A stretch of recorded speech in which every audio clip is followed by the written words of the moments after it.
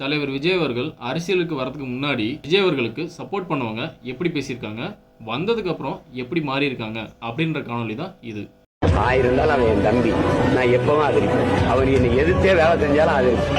இரண்டும் இருந்தால் பேரை வாங்கலாம், பேரை வாங்கினால் ஊரை வாங்கலாம். ஊரை வாங்குவார். எனக்கு 100 வயசானாலும் விஜய் வந்து சிறந்த ஒரு நடிகர், உச்ச நடிகராக இதை விட அடுத்த ஸ்தானத்துக்கு போகக்கூடிய வாய்ப்பு அவருக்கு வரும். இந்த மேடையில் சொல்றேன், அந்த வாய்ப்பு வரும்போது I'll be behind Vijay, because I love him from the bottom of my heart. உனக்கு இனி வரப்போறது நல்ல நாட்கள் இல்ல. நம்ம மனுஷங்க நினைக்கிற யாரும் நம்ம ஆளுங்க கிடையாது. எதிரி எதிரிதான், அதுல அண்ணனும் கிடையாது, தம்பியும் கிடையாது.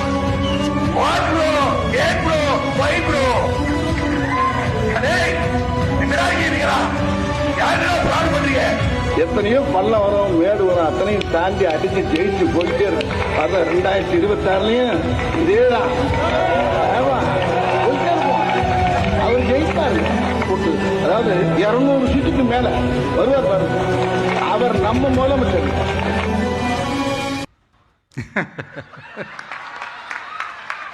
யார் யாரை எப்போ எதிர்ப்பாங்கன்னே நமக்கு தெரியாது. கொஞ்சம் கூட ஒரு பயம் இல்லாமல், ஒரு பதட்டம் இல்லாமல் வர்ற எதிர்ப்புகள் எல்லாத்தையும் சும்மா லெஃப்ட் ஹேண்டில் டீல் பண்ணிக்கிட்டு கான்ஃபிடென்ட்டாக இருங்க. நல்லதே நடக்கும், வெற்றி நிச்சயம்.